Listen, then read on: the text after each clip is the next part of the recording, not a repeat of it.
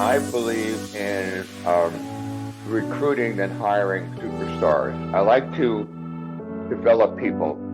I love to find, you know, one of the key people in my company that ran my daily operations. I met parking cars. And by the time I sold my company 20 years later, he was making $180,000 a year, driving practically a brand new King Ranch. So I just have a knack for breaking things down, and I've been told I'm a really good manager, and I didn't think I was, but I was told by another mentor that, Ed, you have a way of keeping things very simple, explaining how they work, and breaking them into small pieces that I believe if you give me someone with enthusiasm and initiative, I can make them a superstar, and I could probably make them a millionaire.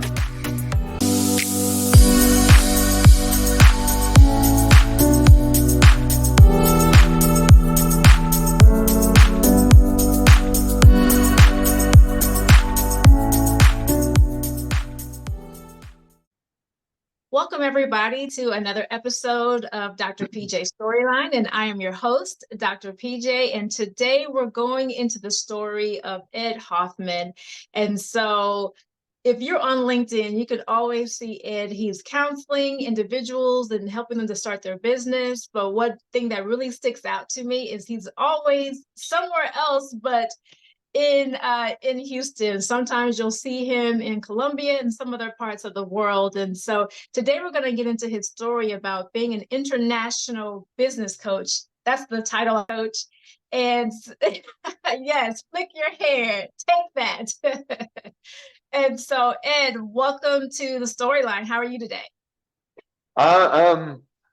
People ask me how I'm doing, and I've changed my answer. It used to be I'm blessed and spoiled, but the ring can always be a little bigger, which means that no matter how good life can be, it could just be a little better, a little bigger. And then this year I've changed it to people ask me how I'm doing. I go, I've got a great house, and a cool girlfriend, and two dogs that don't poop in the house. What more does a man want?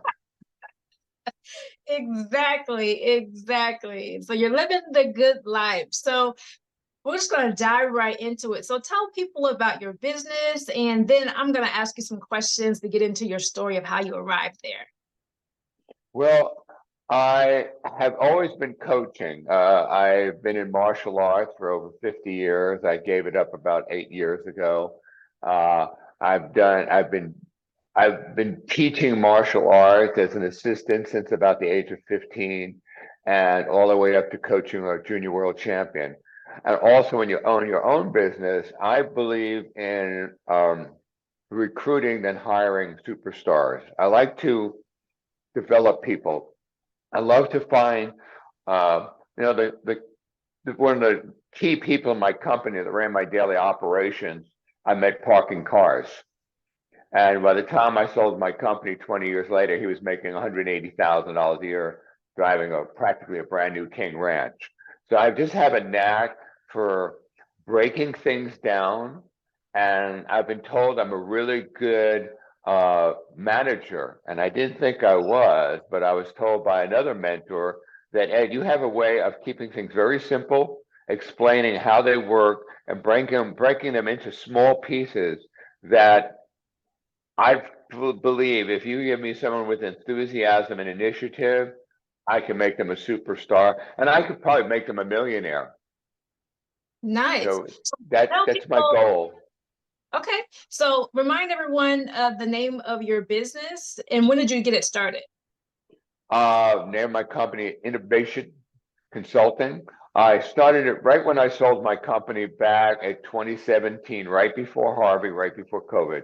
An angel was whispering in my ear, and then it started yelling in my ear, said, Ed, sell the company, which I did. I sold my company to a multi-billion-dollar acquisitions firm.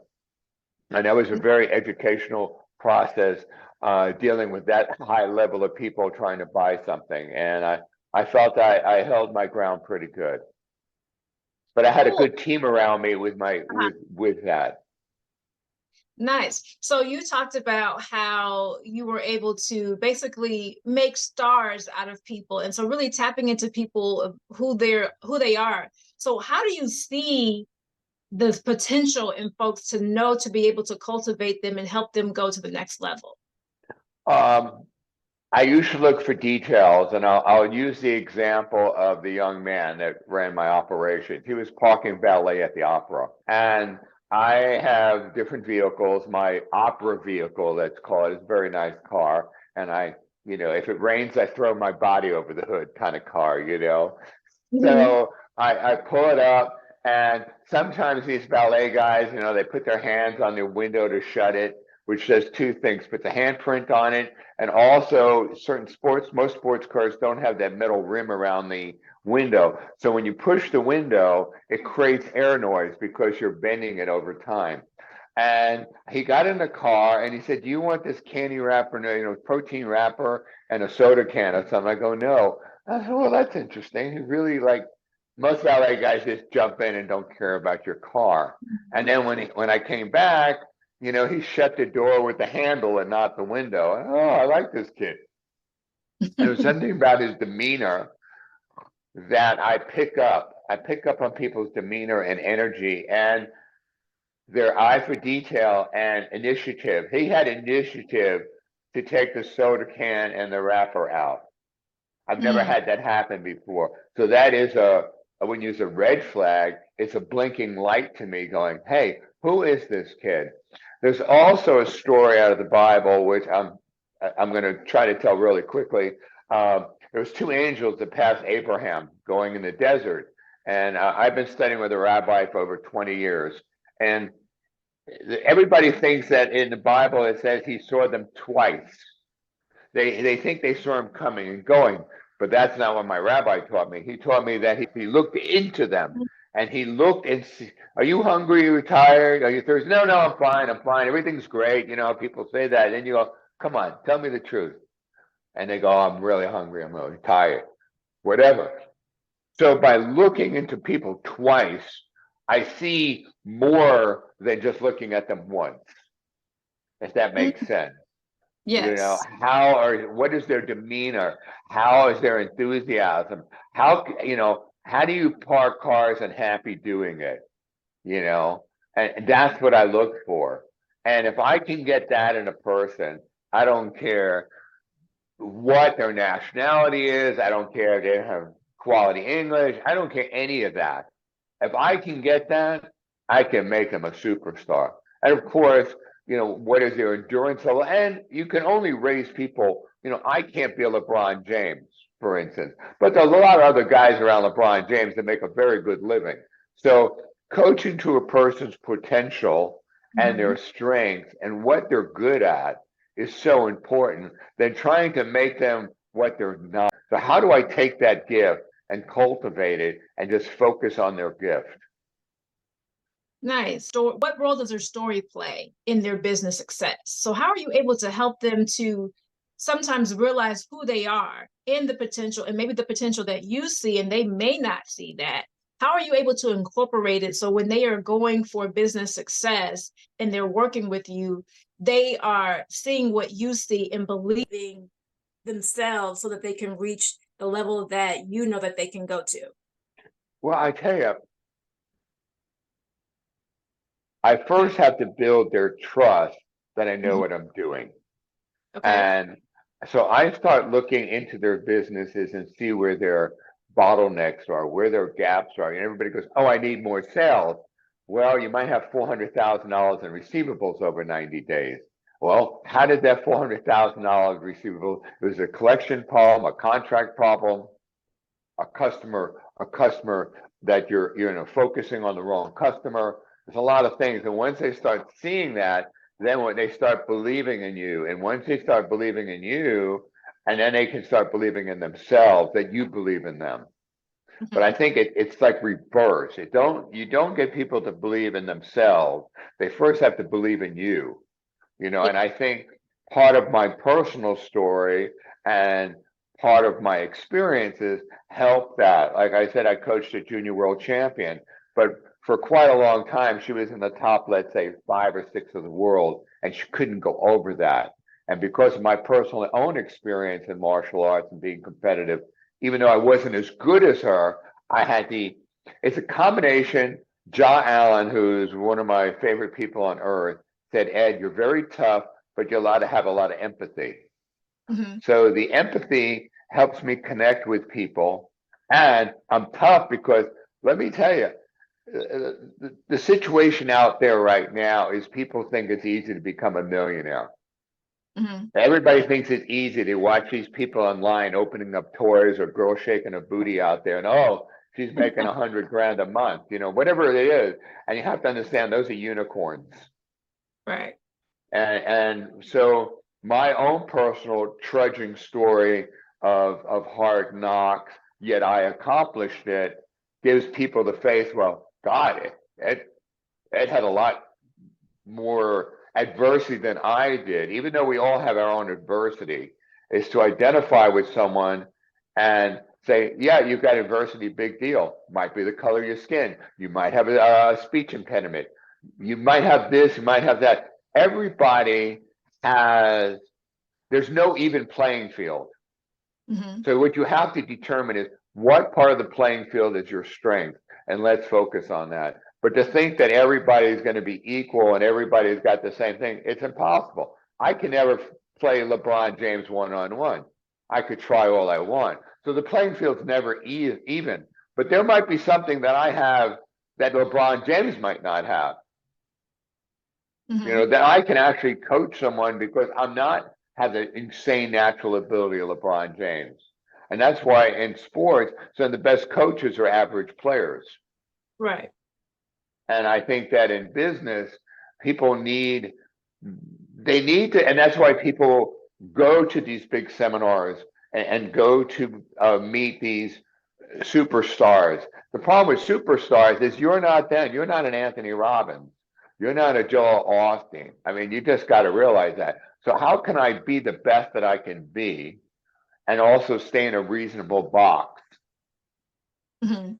Absolutely. Because I always tell people that we all have our own purpose and we all have our own lane. And so everybody's going to have different gifts. But if you're able to really just know who you are, understand your gifts and talents, and concentrate on developing who you are, you'll be the best you.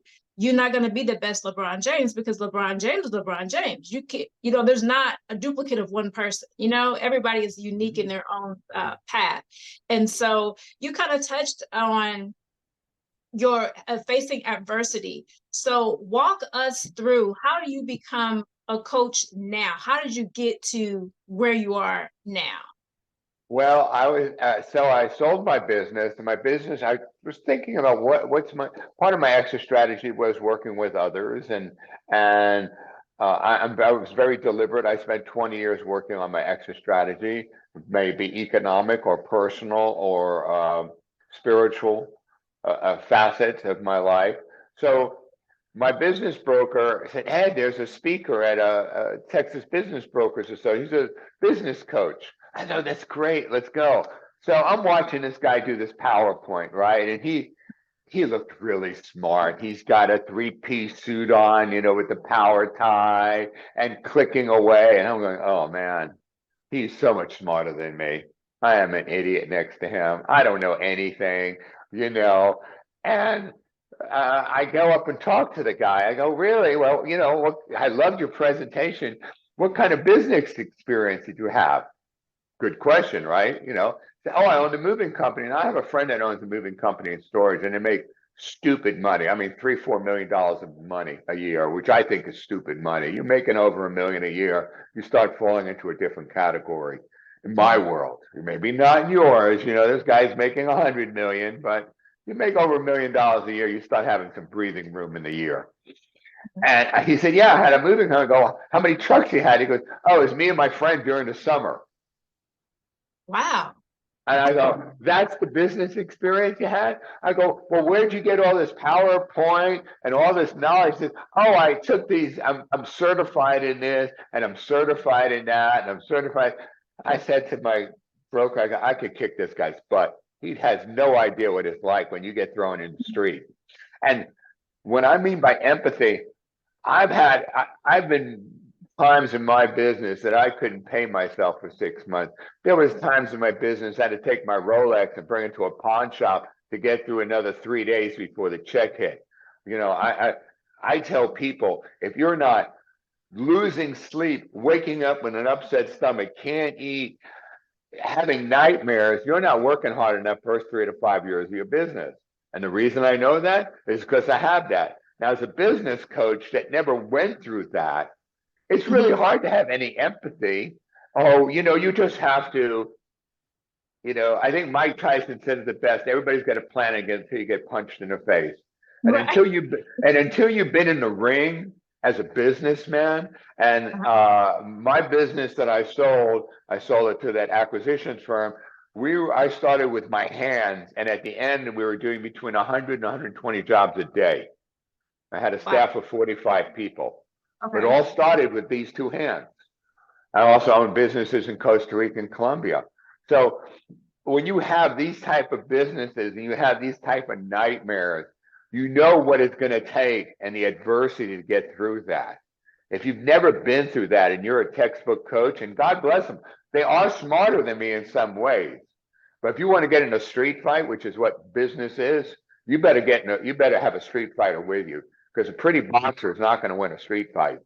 If he's used to, if you've been in prison and you've been a fighter, you're a different kind of fighter than someone that, timeout, you sit in the corner, the guy gives you a little water. No, in a business, it's a street fight. It's a freaking war every day.